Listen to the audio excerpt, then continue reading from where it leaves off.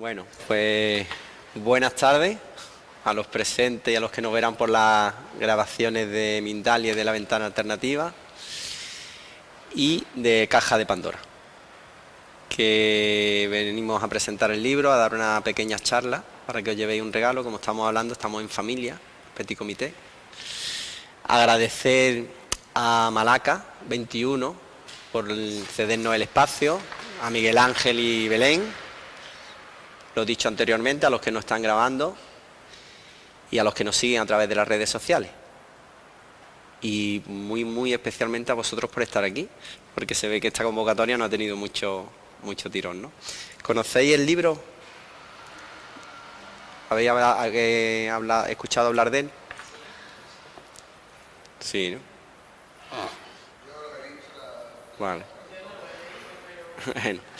Bueno, este libro, os comentaré brevemente la historia de este libro y después ya vamos entrando en materia, ¿vale? Este libro nace a través de una experiencia que tuve durante un accidente de tráfico en el 2001 y bueno, como me explica mi amigo Joaquín y el mismo Emilio Carrillo, ¿no? Se me entreabrieron las puertas del cielo, tuve una experiencia que se sale de lo habitual, se le puede llamar experiencia cumbre, que diría Abraham Maslow, se le puede hablar una experiencia mística, experiencia cercana a la muerte, que para nosotros los occidentales nos parece más familiar, ¿no? más cercana. Yo lo llamaría y le llamo experiencia cercana a la vida, porque realmente en aquel momento comprendí que la vida es eso, no esto que vivimos. Eso desde aquel momento lo tengo claro, ¿no? Y desde aquel momento supe que tenía que escribir este libro. Bueno, supe que tenía que compartirlo. Realmente no sé si escribir o no escribir el libro, el tema es que había que compartirlo. Después ya se materializó y fui entendiendo que era a través de un libro, ¿no? ¿Por qué? Porque yo pensaba que la vida que llevaba era la vida. Claro, era lo que lleva la mayoría de las personas, o llevamos la mayoría de las personas, es decir, es lo normal por habitual, pero no porque sea la realidad. En aquel momento me di cuenta que yo vivía en el infierno sin saberlo. No era consciente, ¿vale? Estaba aquí siempre, en la mente. Siempre proyectando, preparando cosas futuras, intentando conseguir logros, sobre todo materiales, reconocimiento social, sobre todo también de la familia, los referentes familiares. En aquel momento fue como un regalo divino, plaf, y viajé al corazón. Viajé más allá, creo yo, ¿no? Yo perdí el contacto con la dualidad, con la materia, y tuve esa experiencia de luz que hablan muchas personas que han llegado a tener muerte clínica, ¿no? Cada vez hay más literatura al respecto, sobre todo desde que se inventó el desfibrilador, se han sacado muchas personas de estado de muerte clínica y han relatado la misma experiencia. Esta experiencia la encontramos en el mundo oriental, como sabéis, en experiencias como Nirvana, Samadhi, todo este tipo de historias, ¿no? Claro, yo en aquel momento yo no tenía nada que ver con este mundo, era ajeno totalmente a él y bueno, fue como un impacto, ¿no? Bajé el cielo a la tierra o me visitó y supe que aquello era la vida. Aquel estado me dio como unas cualidades que entendía yo en aquel momento, pero ahora entiendo que es el estado natural del ser humano, ¿no? El estar aquí en el corazón y vivir desde el sentir, no desde el pensar. Aquello fue paulatinamente disminuyendo, porque mira, podemos hacer una cosa, ¿os importa, disculpad por la interrupción, ¿os importa poneros aquí, Esteban, en este lado? Y así miro y ya enfoco la atención, ¿vale? Y así... Muchas gracias. No, porque así es más cómodo para mí. Miro a las mismas personas más cómodo. Y aquello paulatinamente fue disminuyendo porque mi mente no estaba trabajada. Mi ego no estaba limado. ¿Cuántos de aquí cuando hablo de ego saben lo que hablo? Porque también me gusta saber... ¿Todos sabéis lo que...? Sí, ¿no? Vosotros habéis asistido creo que al curso de Covadonga, ¿puede ser? Que hubo aquí hace poco. Tú sí, ¿no? Vale. ¿Tenéis alguna idea de qué va todo esto? ¿Es bueno sondear un poquito? Entonces, mi ego no estaba trabajado. El ego, tú quizás no tienes ideas de lo que estoy hablando, pero yo te sitúo como estamos en familia, nos podemos permitir. Viene a ser la falsa personalidad, o lo que llamamos incluso personalidad, con la cual nos identificamos. Y la cual reacciona, porque funcionamos más bien por reacción, más que por acción, ¿no? Cuando alguien no sé, dice algo que te hiere, ¡pum!, y reaccionas, ¿no? O me voy de esta sala porque hay algo que no me gusta, ¿no? Normalmente funcionamos por inconsciente, ya hay muchas personas que coinciden, y bueno, muchas escuelas y demás que coinciden en que como un 90-95% de lo que vivimos, de las cosas que hacemos y vivimos, lo hacemos a nivel inconsciente. Es decir, no somos conscientes de lo que hacemos y vivimos. El ego es ese, como dice Emilio Carrillo, ese piloto automático que se hace con los mandos del coche cuando nosotros no tenemos plena conciencia de la conducción. Lo que me ocurrió, yo tomé plena conciencia, no de aquí ya, yo ya trascendí, digamos, y estuve en el estado de no dualidad, cuando no hay personalidad, no hay nada, dónde vamos y de dónde venimos, ¿no? Y eso no es algo especial reservado a una minoría, que es lo que yo también planteo en el libro. Para mí es el estado natural del ser humano y es el estado de salud al cual aspiramos todos y vamos a llegar todos. Entonces mi ego no estaba trabajado. ¿Qué ocurre? Que aquellos estados fue disminuyendo. Yo después de esa experiencia, cuando aterricé en tierra, ya estaba aquí, pero estaba conectado. Yo me encontraba pues en un estado de paz increíble. Yo miraba a las personas al ojo y veía, sentía, incluso detrás de las palabras, veía realmente la acción, la intención, el fondo, el corazón, ¿no? Veía al ser humano, al ser que tenía delante, y veía lo mejor de cada persona. Porque unos podemos tener unas máscaras, otros otras, pero al final el más ogro de entre los ogros tiene un corazón igual que nosotros. Aquí en la dualidad vemos como bien y mal, enjuiciamos, pero realmente son máscaras que hemos tenido que desarrollar para desenvolvernos, ¿no? Y bueno, ahora después entraremos ahí, porque a mí me encanta Sergi Torres cuando habla de este tema, cuando habla sobre todo de cómo el ser que odiemos más, como puede ser un terrorista, que todo el mundo coincide en que hace una salvajada, es un ser humano igual que nosotros. Evidentemente que comprendamos eso no quiere decir que aceptemos que nos hagan daño, ¿no?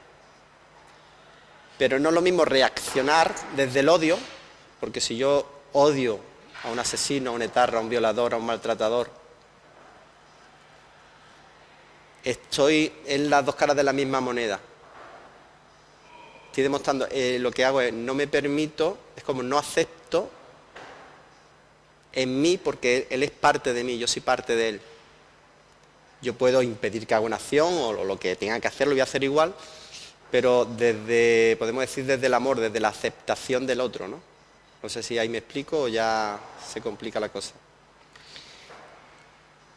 En cambio, si hay una reacción, el espejo, no apruebo en mí algo y lo focalizo en el otro. Ahora lo vamos a simplificar porque si no se puede dar lugar a confusión, ¿verdad?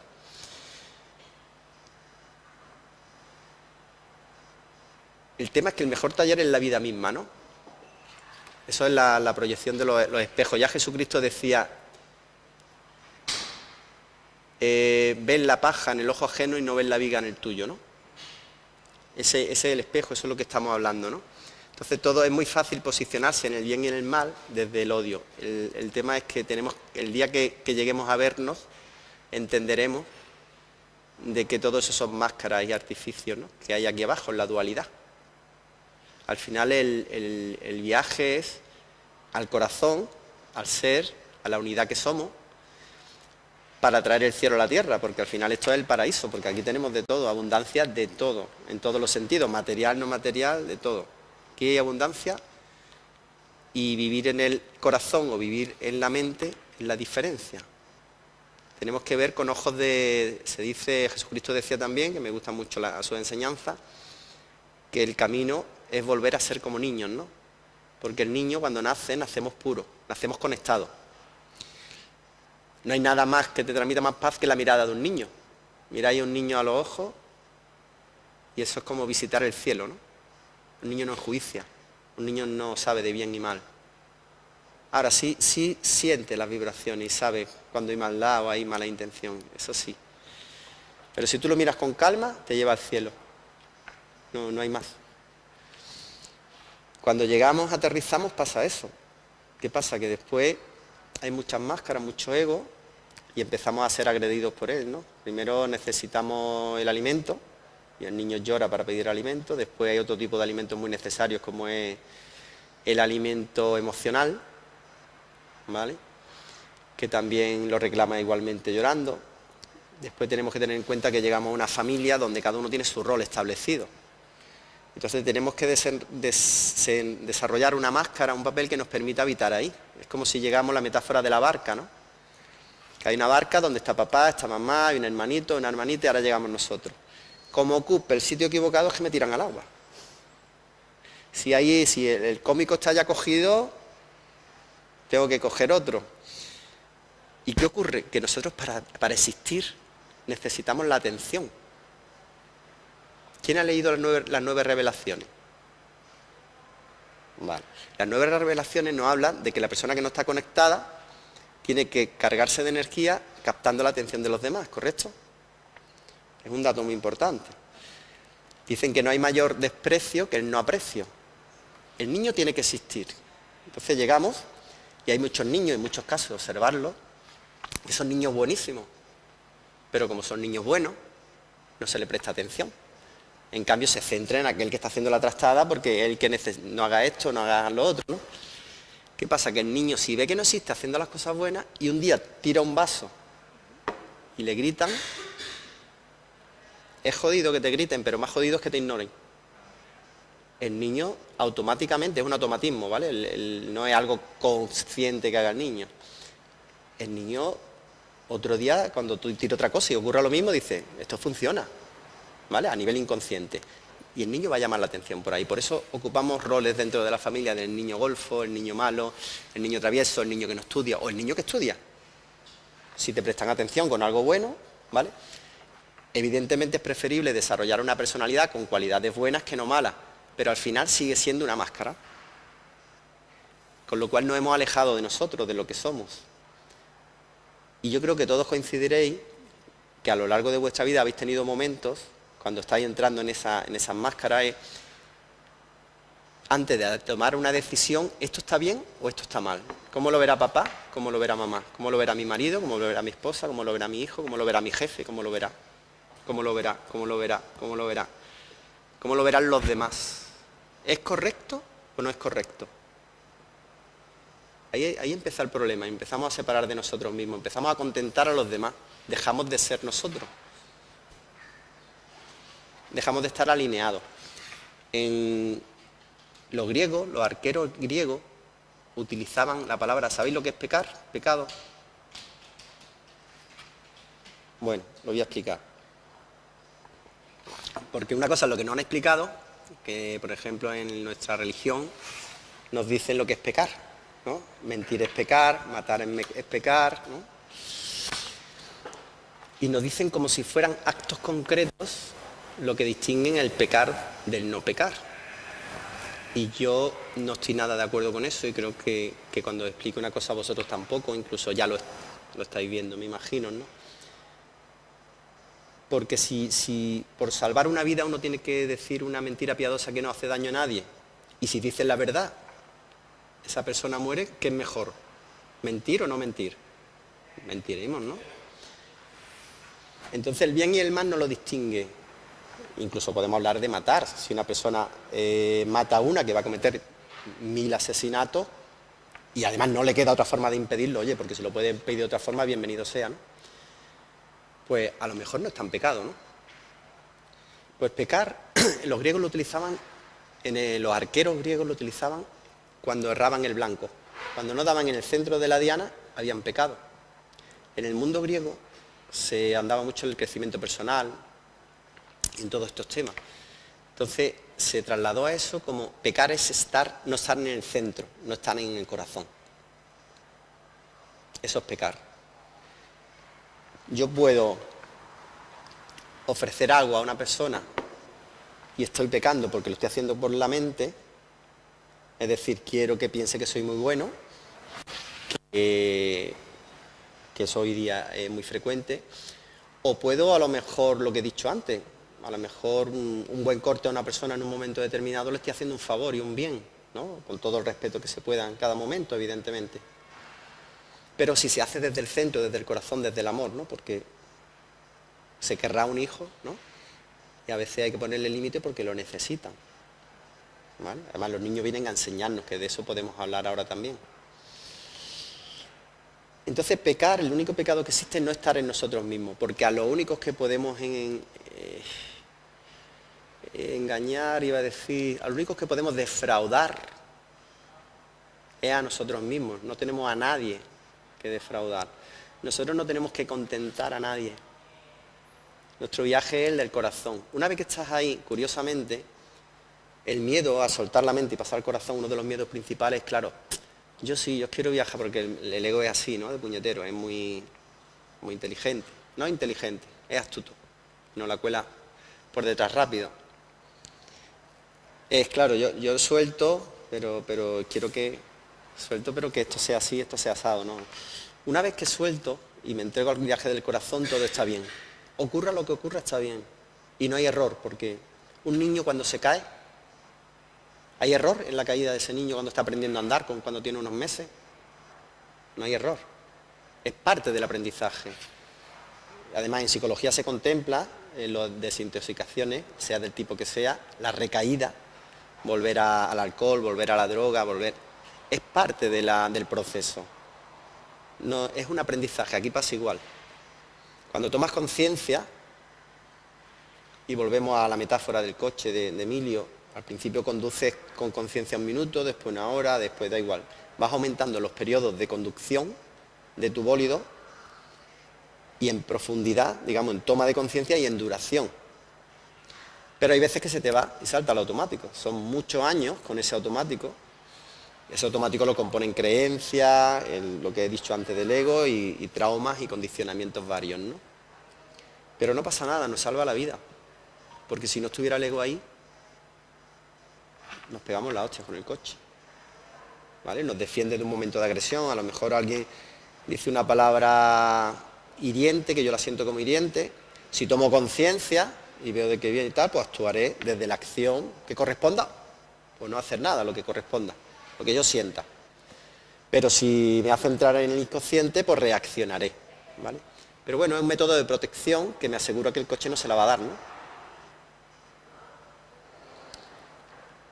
Al final, el ego es un fiel aliado que se ha ido estructurando en la infancia porque lo necesitamos para desenvolvernos en un medio más o menos hostil. Hostil siempre, la dualidad siempre hay una hostilidad. Porque sabéis que si vive en la dualidad hay competitividad, no hay colaboración, que es de lo que se trata. Ser el mejor hijo desde que nacemos, con la familia, con los que más nos quieren. Porque si no hacemos las cosas que los padres desean que hagamos, yo siento como que te quieren un poco menos, ¿no? O te avisan con castigo. Bueno, y la retirada de cariño es de las agresiones más grandes que se le puede hacer a un niño, ¿no? Entonces, los periodos de conducción hay que comentarlos, y una vez que conoces la conciencia, que fue el regalo que a mí se me dio, tardé 15 años en escribir el libro, vamos. Mi viajito ha tenido muchos movimientos, ¿no? Por diversas escuelas y terapias. Al final fui a la universidad también a hacer psicología, porque me estructuró un poco todo lo que había caminado. Lo bueno que tiene es que cuando yo actúo de forma automática, cada vez me ocurre menos y cada vez me percato más. Y soy más consciente. ¿Y me he caído? Sí. ¿He pecado? Sí. Pero no me castigo ya. Yo antes era muy perfeccionista y no veía. Me daba y daba, porque todos somos muy buenos, ¿sabes? Pero no. Yo daba, yo he recibido y yo he dado. Aquí no hay, en el libro lo explico muy bien, no hay víctima y verdugo. Aquí unas veces hacemos de una cosita y otras veces de otra. Y depende de donde nos vaya mejor, pues ahí nos acoplamos en ese rol que hayamos aprendido, ¿vale? Para que haya un maltratador, hay una maltratada que ha elegido ese maltratador y viceversa. Evidentemente hay que proteger ante a la que es agredida, no vamos a entrar ahí ni creo que sea motivo de polémica. Pero los dos son víctimas y ninguno es feliz. Y los dos necesitan ayuda porque al final los dos están reclamando amor. Ella normalmente su zona de confort, seguramente en su casa entendió la atención, la vio que la recibía por ahí y, bueno, la entiende como su zona de confort, le da miedo salir de ahí, ¿no? Yo siempre digo que para salir de la zona de confort necesitamos un nivel óptimo de sufrimiento, más que el nivel óptimo de sufrimiento, más el deseo de salir de ahí, el deseo de conocer una nueva forma de vida, tienen que sumar más que nuestros miedos. Vamos, ¿me estoy explicando bien o voy muy rápido? Sí, dime. Mal. Vale, pues hablo más fuerte. Venga, cerramos, estamos en familia, no lo podemos permitir. Cerramos eso, Belén. No pasa nada. Esto en familia hoy total. Pues el viaje, el único viaje que existe es al corazón. No hay otro, hay que estar ahí, habitar ahí, y en ese momento todo es perfecto. Y curiosamente, todo fluye. Muchas gracias, Belén. Va a salir en primera plana. No, esto no lo cortéis, ¿eh? Esto es auténtico. Muchas gracias. Como lo de hoy, por ejemplo, ¿no? Ahí, aparentemente ha habido poca afluencia, pero bueno, es lo que hay, es lo que toca, vamos a disfrutarlo y es como tiene que ser. Por eso no hay fallo, no hay fracaso ni nada. Yo desde que saqué el libro dije que yo estaría dando conferencias mientras se fueran llenando, ¿vale? Pero bueno, si seguimos así no pasa nada, no voy a parar el primer día, evidentemente. Si ocurre muchas veces, pues ya... Ah, también es verdad.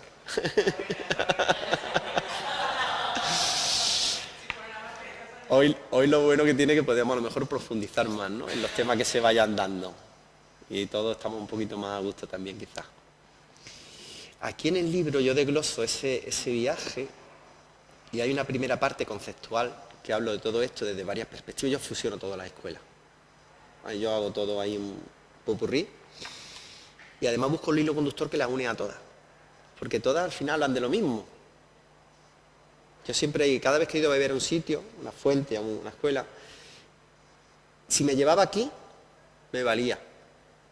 Si no me llevaba, bueno, pues o la escuela o yo no tenía la capacidad de entender, pero normalmente siempre en toda la escuela te indican el mismo camino. Ya depende cómo lo queramos entender, ¿no? Y después hay otra parte novelada que explica todo mi proceso, ¿vale? Es con el ánimo de conocer las terapias de grupo, algunos de los que habéis aquí. Sabéis que aunque no nos trabajemos, cuando hay terapias de grupo, para lo mejor los que no estáis habituados, se suele trabajar en grupo y de vez en cuando con una persona concreta. Porque lo pida, porque solicite, porque surge, ¿no? Porque empieza a vibrar, empieza a entrar en materia y está en su punto de ebullición, como decía uno de los maestros que tuve, podemos decir. Los demás, aunque no estemos participando, estamos cocinándonos con él o con ella. Porque al final somos más parecidos de lo que nos creemos, ¿no? Y cuenta una historia que a lo mejor yo resueno con ella o aquel, tal. Pues el libro pretende un poco eso, ¿no? En la historia. Es un libro para vivirlo e integrarlo. No es un libro para leerlo intelectualmente, oye, que cada uno lo lea como quiera, ¿no? Pero seguramente ahí no lo va a entender. Es un libro para integrarlo en todos los sentidos, vivirlo y hacer como eso. Y creo que da un mejor entendimiento. Las críticas hasta ahora están siendo buenas por ese lado. El tema de desbrozar la cebolla, cuando ya tomamos conciencia de que no somos lo que creemos ser, que es el ego, ahí es donde viene el meollo de la cuestión, ¿no? Ya más o menos he explicado un poco el proceso, ¿no? Llegamos, nos adaptamos, tenemos que adaptar un entorno, entonces lo primero es sobrevivir en ese nuevo entorno. Los 7 primeros años de vida estamos muy vinculados a la madre, tan vinculados que somatizamos las enfermedades a través de ella, como sabéis algunos de los que habéis aquí. Cuando a terapia viene una madre con un niño con 2, 3, 4 añitos, le sucede tal o cual cosa, que eso algunos ya lo contemplan, pero la medicina actual no todas ellas lo contemplan. Hay que ver emocionalmente qué pasa en esa familia, porque normalmente ha somatizado de la madre, ¿vale? De hecho, incluso en el mundo académico, como yo lo unifico todo, hasta la teoría más científica, que la de Joan Piaget, un psicólogo suizo que habla de los estadios evolutivos del niño, es que lo veo tan claro. Cuando el niño, hay una prueba de los 3-4 años, la prueba de la mancha, que hasta esa edad se le mancha la frente o la nariz al niño y el niño no se lleva la mano a la frente, lo pone delante de un espejo y no se percata, todavía no tiene conciencia de ser algo independiente de la madre. No, de la madre, en realidad es porque somos todos uno. Entonces el niño, llega a una edad, creo que recordar 3-4 años, es una cosa fácil de mirar en internet, periodo evolutivo, la prueba de la mancha de Piaget. El niño ya llega a los 3-4 años y se toca. Ya tiene conciencia de individualidad, empieza a tener conciencia de individualidad. Eso a partir de los 7 por ahí ya es cuando se forma la personalidad, por eso en los 7 primeros años de vida es cuando se forma la personalidad. Incluso en la concepción ya sabemos que el niño vivencia todo lo de la madre. Pero es que si nos vamos más para atrás, que es una cosa que se veía como algo así esotérico, ya la epigenética sabe que los impactos emocionales de los ancestros los heredamos. Y los que suframos nosotros los heredan.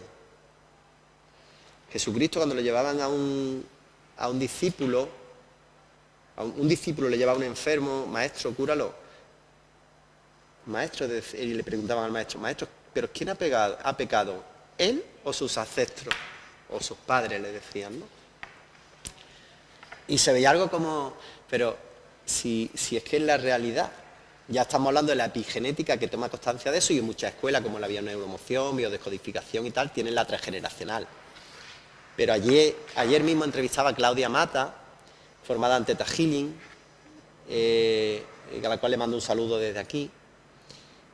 Y su escuela contempla también eso. En vez de llamarle transgeneracional, le llaman creencias, creo recordar, de segundo nivel.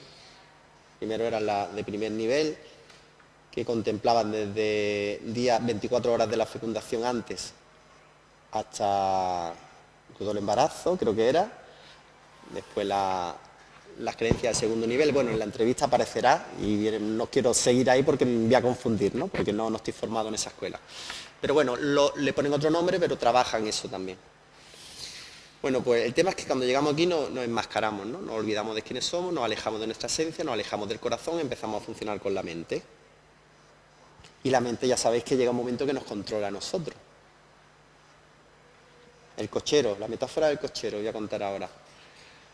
Llega un momento que a nosotros nos maneja las emociones y el cochero. El cochero sería la mente, los caballos las emociones y el carruaje el cuerpo.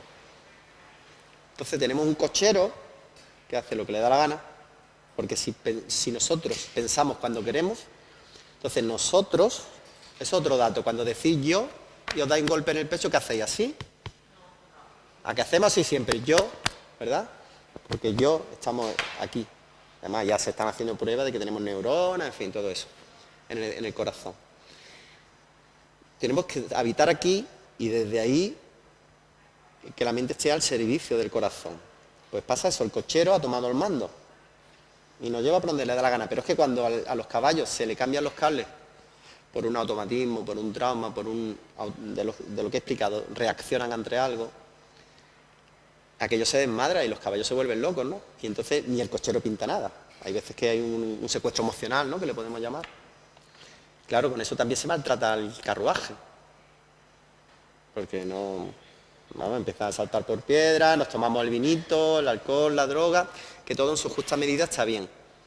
Pero de algunas personas, las personas que se maltratan con este tipo de hábitos, es porque no se terminan de querer todo lo que deben, ¿no? O no nos queremos todo lo que debemos. Cuando realmente nos queremos, nos cuidamos. Cuidarse no implica tomarse lo que le apetezca a uno en su justa medida, ¿no? Entonces tenemos una mente que se cree el dueño, ¿no?, el cochero. Unos caballos, que son las emociones, y un carruaje. Nosotros somos realmente la conciencia que observa. Sería el Señor que habita en el carruaje, que de esa quietud que debe de dar ese sitio, pues dice dónde quiere ir, dónde nos quiere ir, y hace un uso de todo eso. En ese momento, hasta la mente se alegra, porque la mente realmente, el cochero le hemos dado una responsabilidad que no toca. Es un instrumento. Le hemos dado el poder de nuestras vidas. Realmente la mente es un instrumento a nuestro servicio, igual que el cuerpo. Nos identificamos tanto con nuestro cuerpo, hay personas que se identifican tanto con su cuerpo que creen ser el cuerpo. Es como, y eso yo creo que las mujeres lo van a entender más que nosotros, es como los hombres que tienen el coche súper mega pulido, ¿no? A la mujer le puede pasar lo que sea, pero como el coche se arañe, parece que le han tocado a ellos, ¿no? Porque se identifican con ese objeto, ¿no? O la persona que se super mega cuida, ¿no? En fin, que está muy bien cuidarse, pero como todo he dicho antes, en exceso también el que se cuida el cuerpo y de deporte y lo que... La obsesión estamos hablando, ¿vale? El extremo. Operaciones. Tiene una identificación con su cuerpo que se cree en el cuerpo. Y el cuerpo es nuestro avatar. Y la mente es un instrumento que forma parte de nosotros. No somos la mente, no somos el cuerpo. Tomar conciencia de eso es una historia, ¿no? Entonces, ¿cómo? Primero tenemos que sentir la inquietud, es como una semilla que brota. Bueno, ahora porque yo escuché esto hablar, no, venga, yo me pongo a brotar, eso no es así. Si estáis aquí ya es por algo. No hay nada casual ni nada ocurre por azar, ¿no? Una vez que surge la semilla, ¿no? Que sentimos que hay algo más, que existe algo más.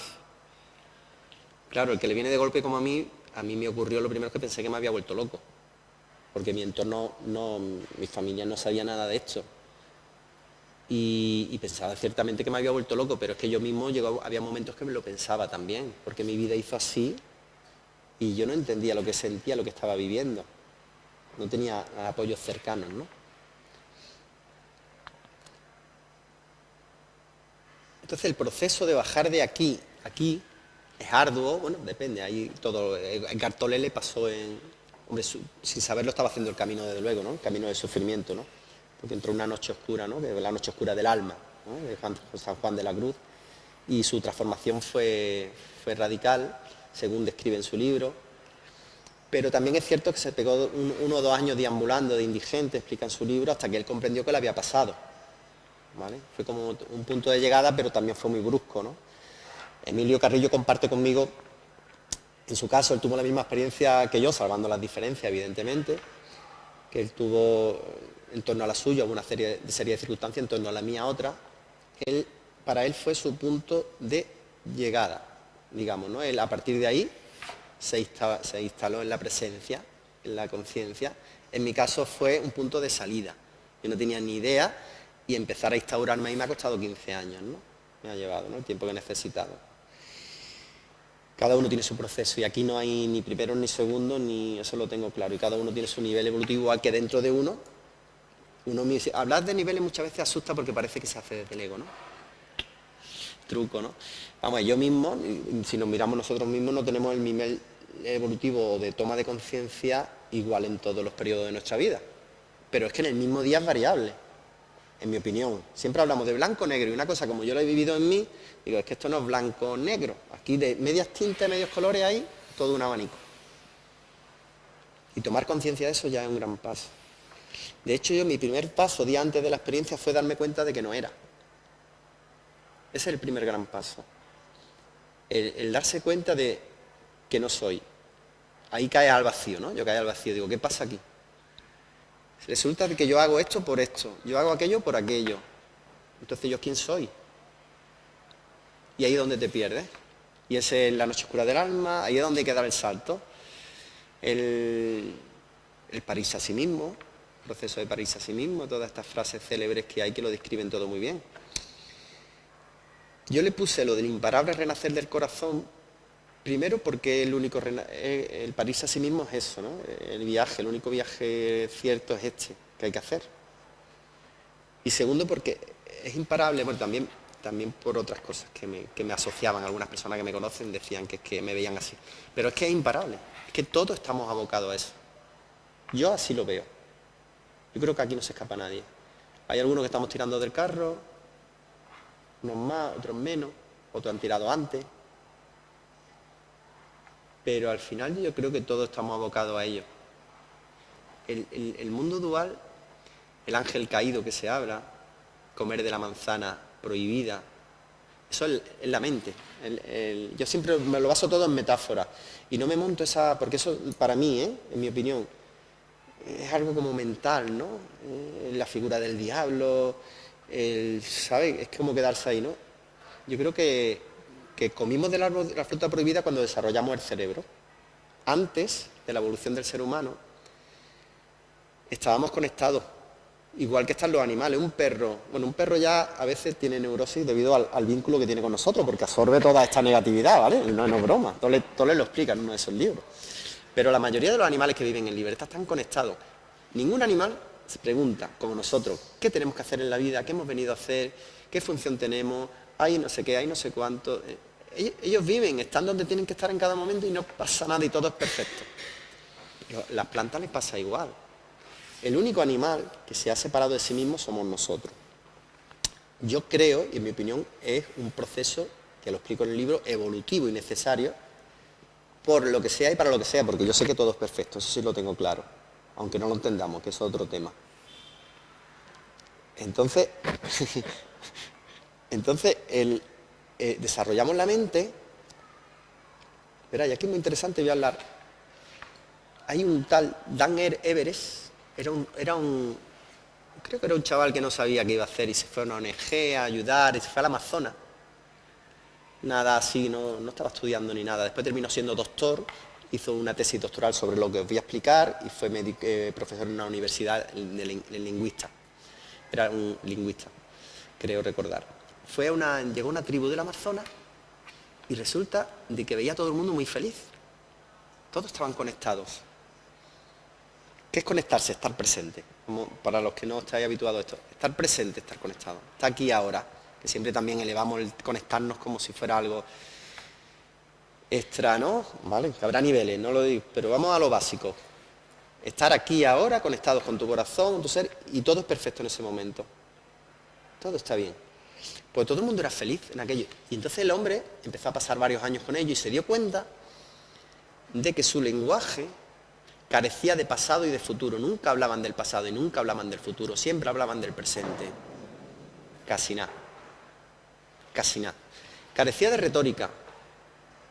No hablaban de lo que hablaban, porque no hablaban de terceros ni de cuartos, siempre en presente, en primera persona, y carecían de numerología. Este hombre empezó a investigar, hizo una investigación y se dio cuenta de todos estos datos y le denominó el lenguaje de la felicidad. Claro, eso entró en confrontación con la teoría de Noam Chomsky, es el mayor lingüista del siglo XX, que, bueno, el tema es que rompía esa teoría.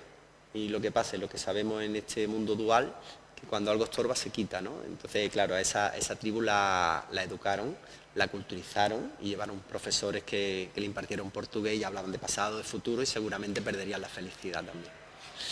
Pues eso es muy interesante porque yo en mi libro planteo eso. Como antes éramos felices, estábamos conectados y empezamos a desarrollar la inteligencia, empezamos a agruparnos en grupos más grandes, empezó a acumularse la riqueza, con eso vino el ego, la envidia, ¿sabes? Todo este tema de la ambición. Entonces se fue formando, desarrollando ese ego que nos fue separando de nosotros mismos. Las tecnologías fueron evolucionando tanto que era más importante la inteligencia, digamos, mental, que la fuerza bruta. Fuimos desarrollando, esforzando y nos fuimos alejando. Ahora estamos en un momento, como sabéis, que hay tanto movimiento. Estamos en un momento muy crítico, muy importante, porque hemos entrado en un tal círculo vicioso de que estamos tan aquí que nos hemos olvidado de vivir. Primero, trabajamos casi todas las horas del día. Siempre vamos por delante. El sistema este en el que estamos nos empuja a querer más, a tener más, nos olvidamos de lo que realmente es importante, la familia, vivir, en fin. Viajamos en la mente, nos hemos olvidado.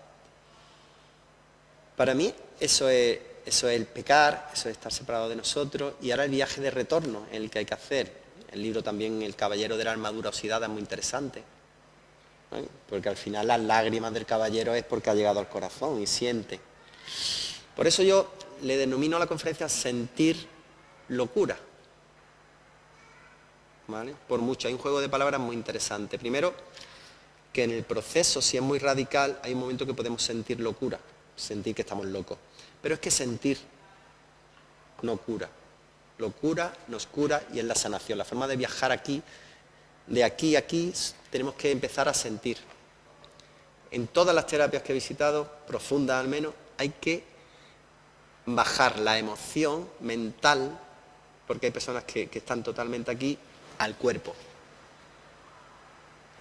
y bajarla a esa emoción última que encierra, porque se han ido comprimiendo, en fin, yo creo que ya sería meterme en más complicaciones de la cuenta, el tema de las máscaras y cómo se forma todo eso, los condicionamientos, los traumas, todo eso viene explicado aquí. Pero bueno, brevemente voy a hacer un inciso. Cuando un niño hay algo que no le gusta, cuando un niño pequeñito, ¿qué hace? Hace así, ¿verdad?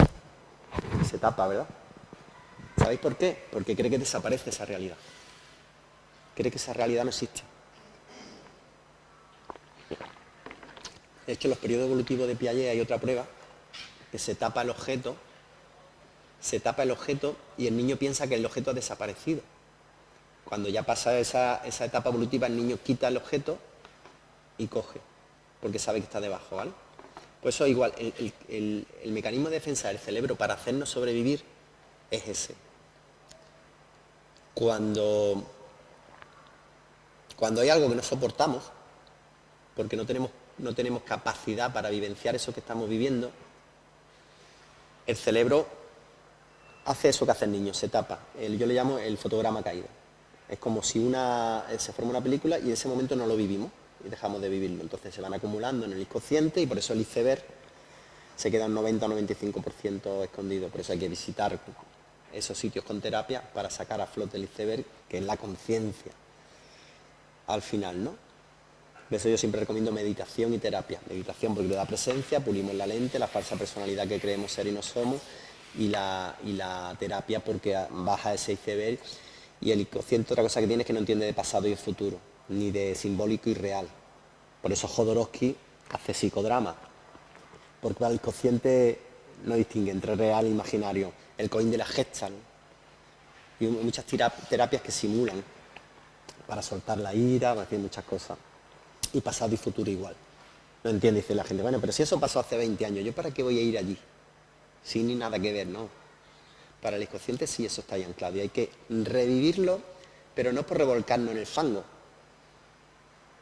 Es por ese fotograma caído velarlo, o revelarlo, no sé técnicamente cómo sería más adecuado.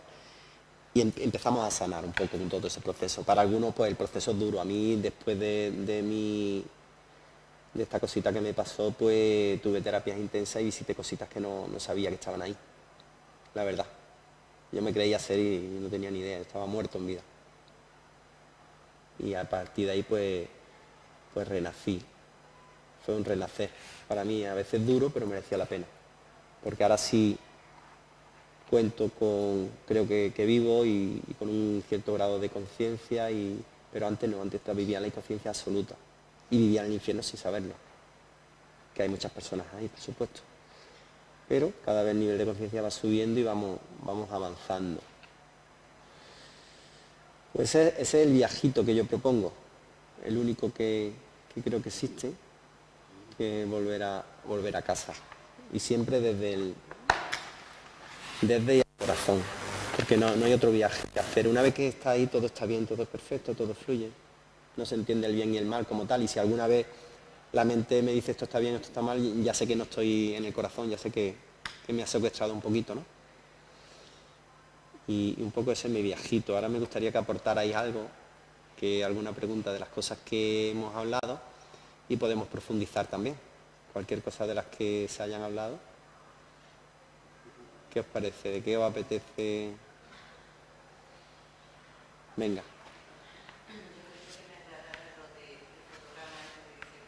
Sí.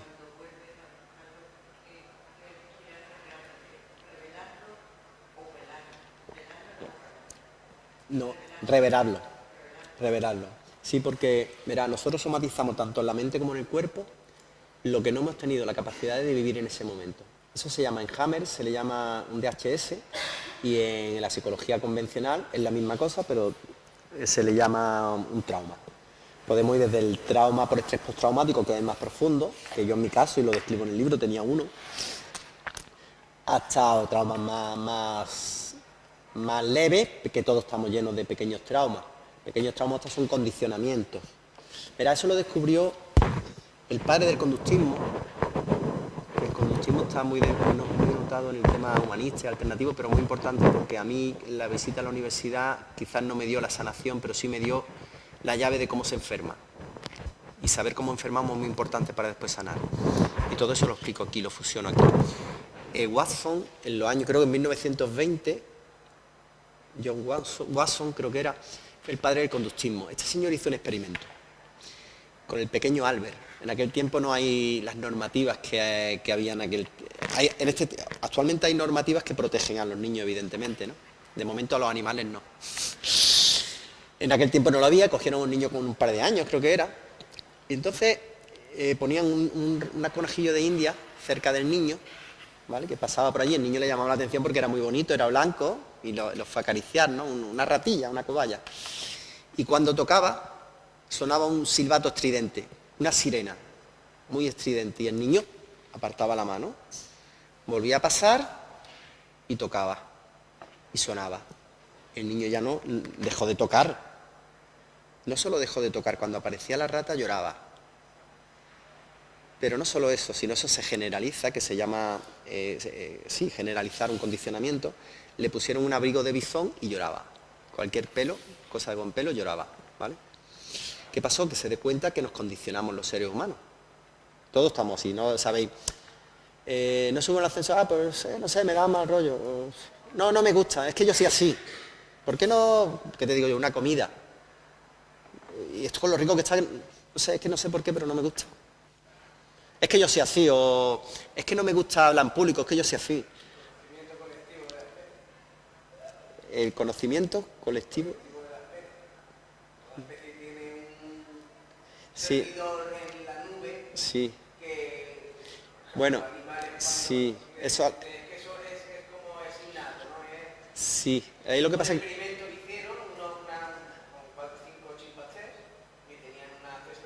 Sí. Subían a coger los plátanos y tenían una carga eléctrica. Sí. Cada vez que cogían los plátanos les daba una carga eléctrica. Entonces ese colectivo aprendió que no podía coger los plátanos que estaban encima de la carga. Sí. Cambiaron a los individuos del experimento, pusieron unos chimpancés nuevos, y curiosamente esos chimpancés no subían a coger los plátanos de la carga. Sí. Entonces se teorizó de que había un conocimiento colectivo de la especie, lo vemos en los niños chicos, que coge un niño de un año que da un teléfono, y te abre WhatsApp, te envía un correo, o sea que hay gente con 50 años. Sí. En ese caso estamos hablando del colectivo. Pasa igual que hay un experimento también que es la del tubérculo, ¿no? Que limpian, hay unos monos en una isla y en otra isla hay otros monos. Entonces los tubérculos, como unas patatas, se la comían con tierra. Y un mono empezó a limpiarla con agua. Entonces empezó a generalizar. Y después resulta que sin que nadie llegase a la otra isla, lo mismo hicieron en la otra isla, ¿vale? Eso se llamaría, podríamos hablar del inconsciente colectivo o cociente colectivo, no sé, pero eso sería... Estoy hablando del individual ahora, pero vamos, es interesante ese tema y ahora si quiere lo abordamos también. Del individual, que termina a lo mejor también en esa onda.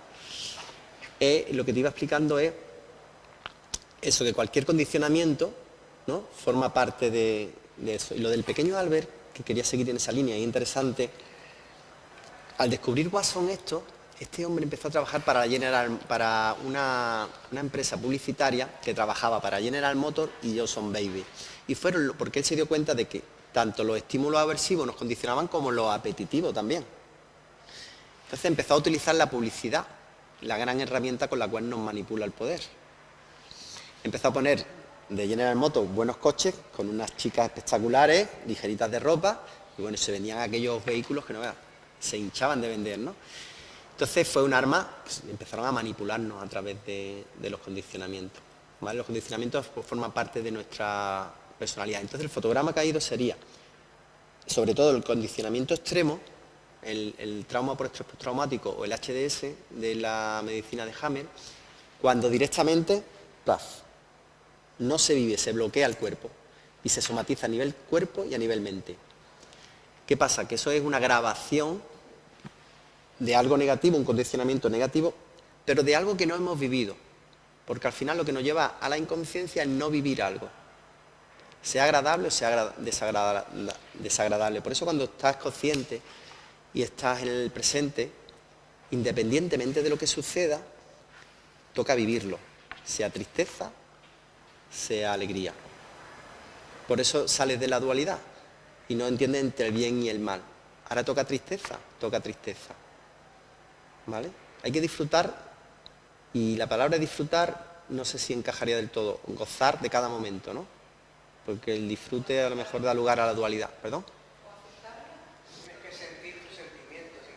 Claro, es sentir, por eso es sentir locura, porque sentir, y como el inconsciente no entiende de pasado y futuro, por eso podemos visitar el pasado, revivir eso que vivimos, revelamos el fotograma y ganamos a lo mejor ese porcentaje de conciencia.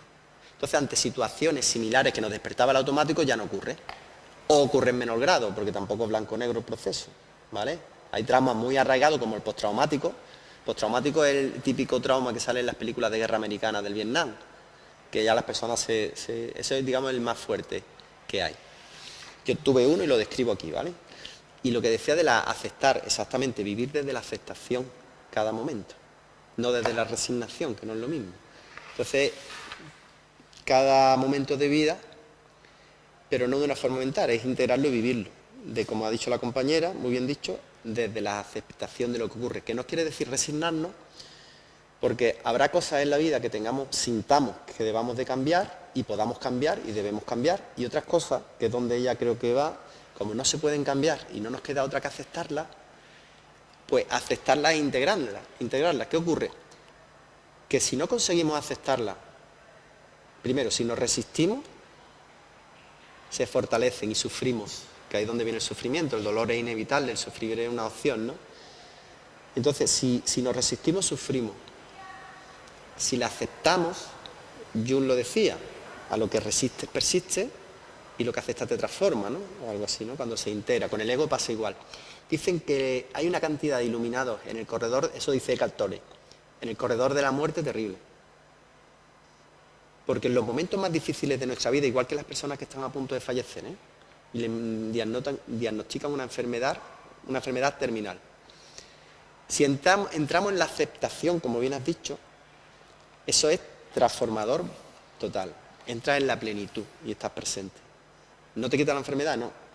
Bueno, depende, hay enfermedades que pueden aliviarse mucho, pero bueno, si el daño está muy avanzado y es inevitable, pues a lo mejor es inevitable. Pero la plenitud que vas a vivir hasta ese momento, además el momento más importante de la vida, en mi opinión, es la muerte.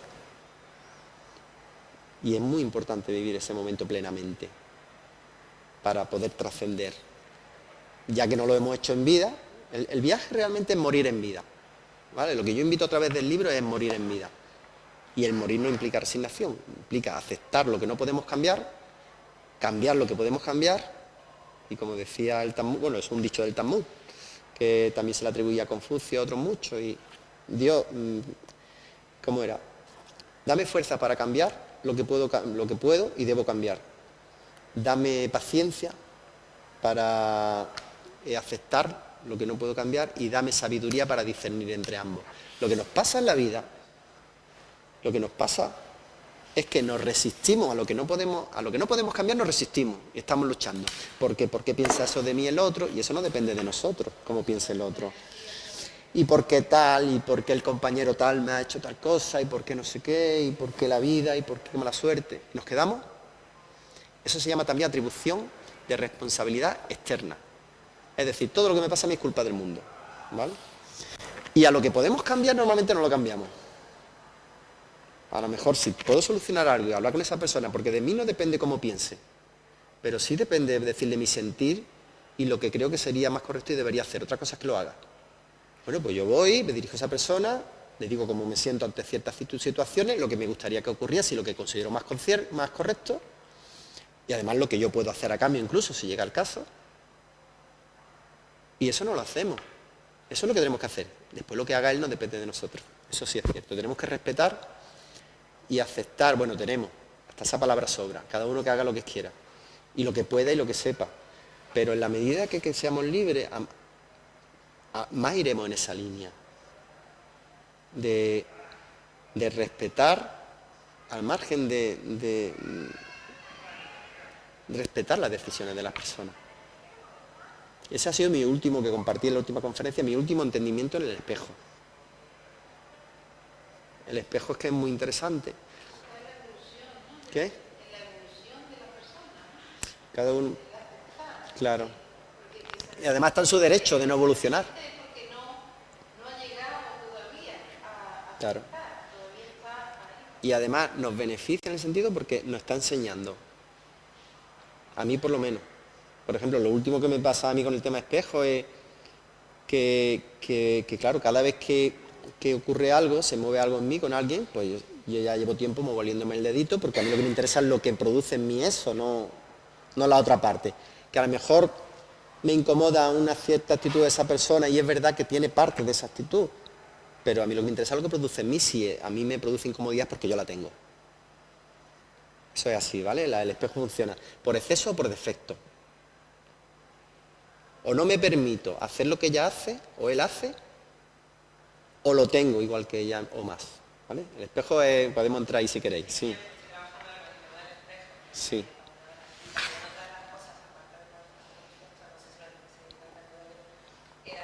Espera, perdona, vamos a hacer una cosa. ¿Por qué no pasamos el micro? Porque si no, no hay altavoz. Es que si no, las personas que están oyéndonos no nos oyen. Venga, te lo agradezco de verdad. Y ya lo tenía que haber hecho antes, no lo he hecho. Cuando preguntéis, cogéis el micro, por favor. Que si no los dejamos... Ahora nadie pregunta. ¿Se escucha? Es que esto, ¿se escucha? Ah, bueno, se escuchará. ¿No? Sí, es por la cámara, es porque la grabación que después tiene que... Una de las cosas que yo estoy trabajando con los espejos y lo que he oído también de teorías es que son cosas que nos decimos a nosotros mismos. O sea, quiere decir que viene alguien y te dice algo que te molesta, ¿no? Pero que tú mismo, o sea, tú te dices eso realmente. Si alguien te dice no vales y te molesta evidentemente porque te está yendo contra ti, pero que realmente si te molesta de verdad y se queda ahí, el espejo es porque tú eso te lo dices realmente a ti. Lo tienes, sí. Lo tiene. Una forma, sí, te lo estás diciendo a través del otro. Te lo estás diciendo a través del otro, por eso... Claro, el espejo es que es complejo de entender, pero una vez que lo entiendes, para mí es una herramienta bestial. Entonces, es lo que yo decía con la persona esta que no evoluciona, lo que describía la compañera, pero a mí me viene bien, a los demás nos viene bien porque es un aprendizaje para nosotros, porque a través de ella nos estamos diciendo cosas a nosotros, ¿vale? Siempre en la vida, por eso sentir es vivir, por eso sentir locura. Porque no vale teorizar, ¿vale? Porque nos quedamos aquí. Si yo desarrollo y entiendo el espejo de muerte y no lo vivo, no vale para nada, sigo aquí. Vamos, no vale para nada. Estoy en mi derecho, como hemos dicho, todo está bien y todo es perfectamente imperfecto. Pero yo no voy a evolucionar. Yo tengo que bajar de aquí a aquí. A mí lo que me interesa es, si alguien, además yo lo explico aquí, yo aquí Emilio en la presentación lo dijo muy claro, yo me desnudo aquí totalmente en ese aspecto, pero no con la intención de que nadie cotille sobre mi vida, sino que también estará bien y habrá quien lo haga, pero el tema es que sirva de aprendizaje a otras personas. El eneagrama es una herramienta muy importante que trabaja nuestras sombras, ¿no? El viaje consiste en buscar nuestros miedos y nuestras sombras para renacer. Yo tengo que aprender una de las cosas que tengo que aprender en las conferencias, centrarme en un tema y profundizar en ese, porque toco tanto que es complejo. Bueno, el eneagrama habla de los pecados capitales, como sabéis creo algunos, porque detrás de cada sombra, desde la dualidad sería defecto nuestro, hay un regalo, hay una virtud. Es que me alejo, pero bueno, ya que hemos entrado. Si tuviéramos solo una luz, bueno, aquí, por ejemplo, en el vaso, aquí tenemos una sombra, que es del foco aquel, ¿no? Detrás de cada sombra hay una luz que la proyecta, siempre, inevitablemente. Para que haya una sombra hay una luz, ¿vale? Jung fue el primero que describió, habló de las sombras, ¿no? Carl Gustav Jung. Entonces, en la religión cristiana y en la mayoría de las religiones y sociedades asiduales, que realmente el viaje ahora es a la no dualidad, nos han explicado lo que es el bien y el mal, como hemos hablado antes. Entonces nos han enseñado realmente a huir de nuestros defectos. Si yo soy avaro, por ejemplo, pues me han enseñado que la generosidad es la virtud, a lo mejor mentalmente, o lo de matar, o la gula, la envidia, en fin, cualquier defecto. me han educado lo que es el bien y lo que es el mal. Entonces, mentalmente intento hacer las cosas bien para ser aprobado, como hemos dicho, pero de corazón tengo mi sombra. Entonces, de alguna forma, huimos de lo que somos. Por eso la integración, que decía Jung, ¿no? Huimos de, yo sé que esto está mal porque me han dicho, pues entonces voy a procurar, aunque en el fondo soy lo otro. Eso es vivir en pecado, no el hecho en sí. Vamos, si yo, el tema está que si tenemos 3 defectos, yo por ejemplo, el eneagrama trabaja esto, hay un eneatipo principal, el eneagrama se basa en los 7 pecados capitales, era una herramienta perdida, ancestral, el sufismo lo utilizaba mucho, que Gurdjieff, que era el creador del Cuarto Camino, un maestro ruso, lo recuperó de Oriente, y después Chazo, un psicólogo chileno, lo retomó en Occidente y cogió y le añadió dos eneatipos más. Uno creo que era la cobardía y otro creo que era la vanidad. Creo que era el 4 y el 6, pero bueno, da igual. Total, de 7 se fue a 9. Y después el mayor icono ahora mismo a nivel mundial, Claudio Naranjo, que fue el que continuó, ¿no? Doctor en psicología y medicina. El tema es que yo, por ejemplo, soy 1, ira, es mi sombra principal, mi predominante. Después solemos tener un ala, un alero. A izquierda, que es el 2, que soy orgullo, ¿vale? Y después tengo flecha con gula, ¿vale? Esa es mi sombra. Pero la sombra, como hemos dicho, hay una luz que la proyecta. Si yo ando hacia mi sombra, al igual que hacia mis miedos, hablando del fotograma caído que hablábamos antes, los miedos es igual. Miedo hay que buscar ir hacia ellos para que desaparezcan, ¿vale? Por eso es lo de hacer terapia. Pero la vida misma es la mejor escuela. Una vez que tienes las herramientas suficientes después de hacer muchos talleres, como por ejemplo fue mi caso, yo buscaba de cualquier miedo, cualquier cosa que aparezca, ese es tu camino porque es tu libertad. Pues si tú caminas hacia, en mi caso, hacia la ira, detrás de la ira está la paciencia, mi virtud es la paciencia. El que me conocía de antes, el que me conocía de ahora, ve los cambios. Bueno, o los que me conozcáis de ahora ya, mi sola presencia yo creo que habla, ¿no?, de esos temas, ¿no? Que no quiere decir que en un momento dado me sale el automático, pero ya es diferente. Me percato antes, el nivel de enganche es mucho menor, incluso se puede ver como un potencial, porque en esa energía está en mí, pero si la tengo que utilizar en algún momento la utilizo, pero de una forma consciente normalmente. ¿Vale? Es decir, esa energía no es mala, porque la vida a veces te puede poner una tesitura que tenga que posicionarte, ¿no? Y nadie está libre de nada y lo hace desde esa energía, pero con conciencia y deja de ser ira, fuerza, otra cosa. Pero la ira está la paciencia, pero es que del orgullo, de ese ego, orgullo puro y duro, tenemos la humildad. Mira qué curioso. Entonces, en el momento que tú aceptas, integras que eres orgulloso, que tú dices, porque a mí antes la gente así un poco echada para adelante o soberbia me repateaba, pero tela. ¿Pero por qué era? Porque yo lo era.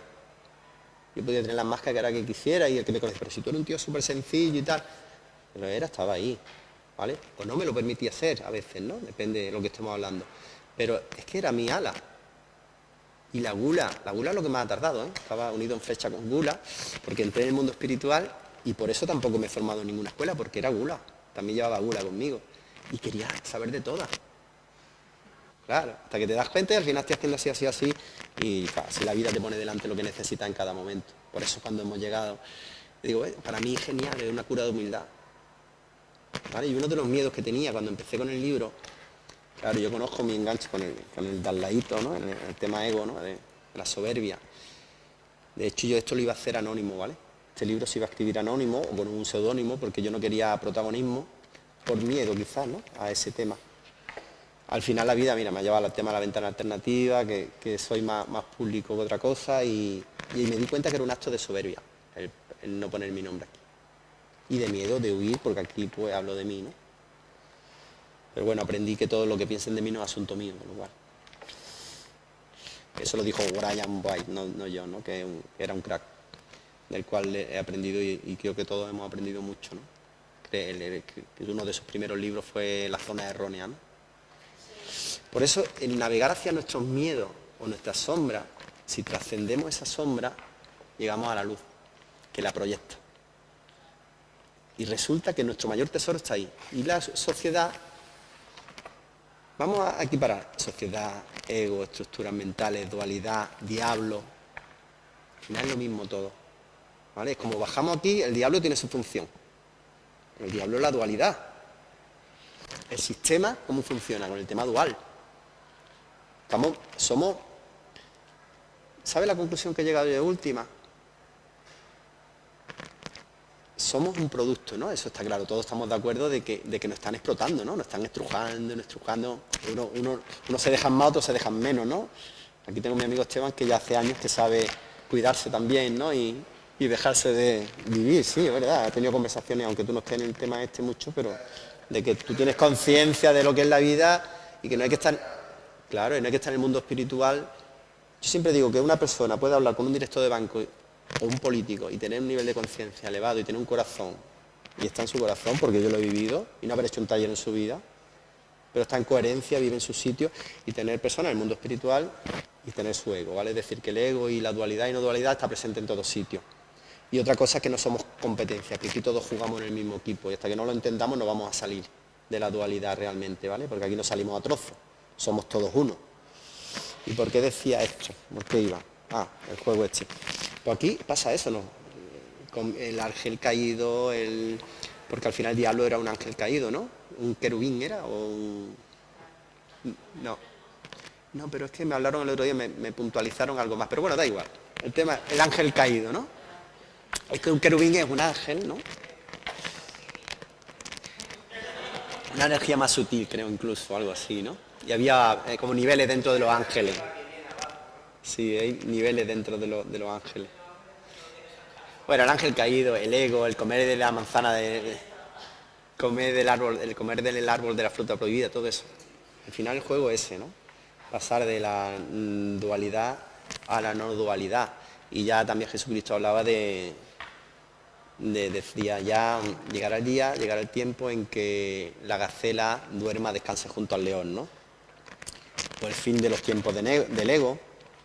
Viento. La escritura creo que hablan del fin de los tiempos. Todo el mundo habla de cataclismo, de catástrofe. Es cierto que a lo mejor hay convulsiones, porque el camino del sufrimiento está a nivel individual y a nivel grupal, ¿no? Y yo pasé por el camino del sufrimiento.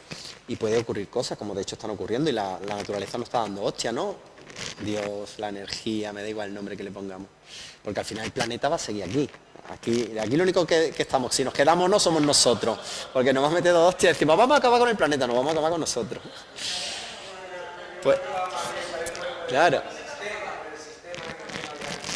Bueno, pues yo creo que igual que estamos en un momento así muy tenso y muy de energía dual y tal, por el otro lado también tenemos un momento vibratorio muy alto. De esto se puede hablar en cualquier sitio. Hay personas que tienen muchos seguidores en YouTube. Se llenan conferencias, como sabéis, de gente que arrastra masas, es decir, ¿qué pasa? Aquí está pasando ya algo. Hay un cambio de conciencia. Está pasando, exactamente. Ya está sucediendo. Ya la bola de nieve está rodando. Y yo, personas ajenas a todo este mundo que me conocen que estoy en esto y tal, me sorprende porque se acercan a mí, ¿no? Compañeros mismos de allí, y me hablan y dicen, no me imaginaba, ¿no? Y cada vez hay más gente que está en estos temas. Y yo cuando, hace 15 años que empecé en este proceso, o 15 y algo ya, hablar de yoga ya era un bicho raro. Hablaba, bueno, todo el mundo pensaba que me había vuelto loco, vamos, literalmente. De hecho, ya comenté que incluso creí que era así, ¿no? Y bueno, estamos viviendo un momento increíble que yo creo que nos va a llevar a muy buen sitio, ¿no? Seguro, vamos, estoy convencido de ello. Venga, alguna cosilla más. ¿Alguna valiente o valiente?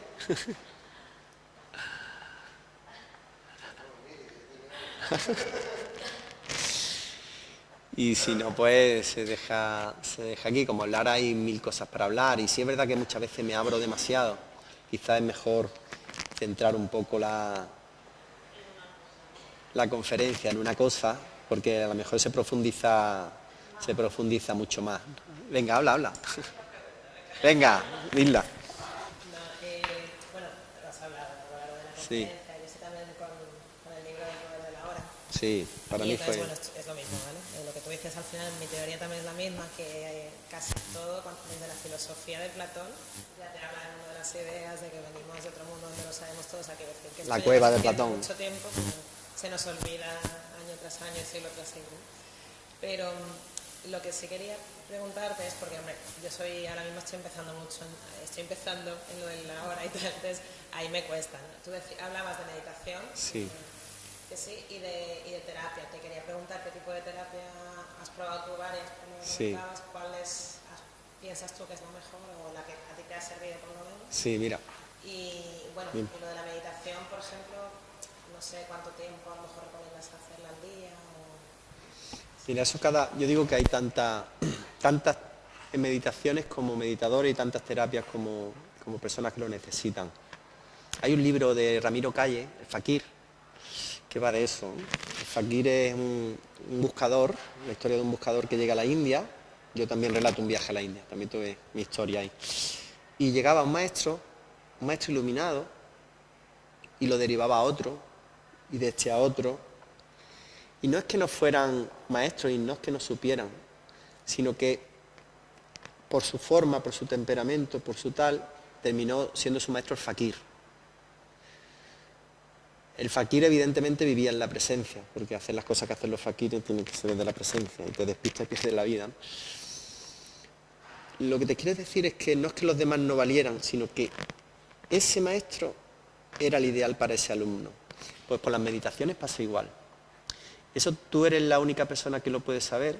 Sí te diría que en general, que fuera una terapia profunda, porque si estás en esto, creo que es lo que procede, que es una terapia profunda para mí, lo que trasciende la dualidad.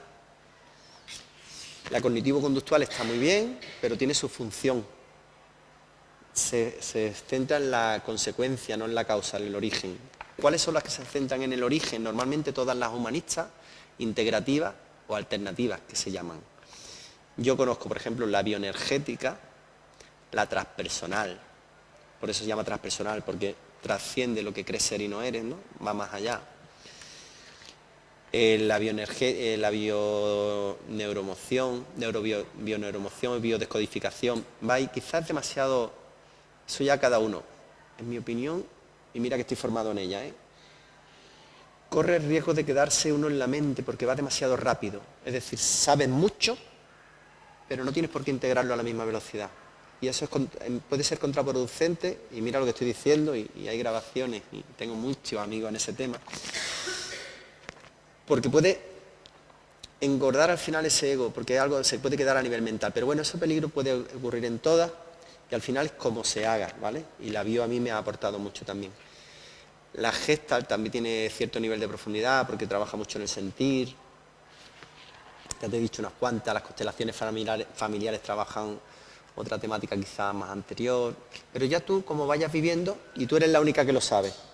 Y la meditación, pues igual. Yo sí lo que siempre recomiendo es ambas cosas, paralelas. Porque sabéis el dicho que decía otro señor, pasa que todos tienen palabras inglesas y nombres ingleses me cuesta mucho trabajo decirlos. ¿Cómo era? Jan Confield creo que era. Bueno, un señor que era psicólogo, se metió en el mundo espiritual, en el Zen concretamente, y dijo una frase muy interesante. Dijo, si quieres saber si un iluminado está iluminado, que para mí, yo en el libro lo explico, iluminación igual a sanación, presencia. Cada uno después, una vez dentro de esa presencia, tenga su nivel evolutivo, su historia, vale, pero para mí lo simplifico todo. Este hombre decía, si quieres saber si un iluminado está vivo, llévalo a vivir una semana con su familia. ¿Vale? Es muy bueno. Porque yo me pongo así, me voy a la montaña y entro en nirvana. ¿Vale? Pero donde se produjeron los condicionamientos que he hablado antes fue en la familia. Y esa armadura, y donde mejor te la van a detectar es ahí. Te la van a despertar, perdón, ese automatismo. Entonces, por eso él decía, y yo opino igual que él, que terapia y meditación. Y ya cada uno en el grado que necesite y donde tú te encuentres cómoda. Hay gente que llega a meditación, por ejemplo, yo estuve también haciendo meditación zen, hice 4 años de yoga. Y hay gente que llega a meditación, sobre todo las personas que tienen la mente muy bulliciosa, y en vez de relajarse, se alteran. Porque para esas personas, por ejemplo, yo también he estado haciendo sufismo, con un Sheikh Sufi, aparte era psicólogo, hacía transpersonal y hacía otra serie de historias muy interesantes que me vinieron muy bien. Y ahí está el Dikra y el Hadra, que son meditaciones activas.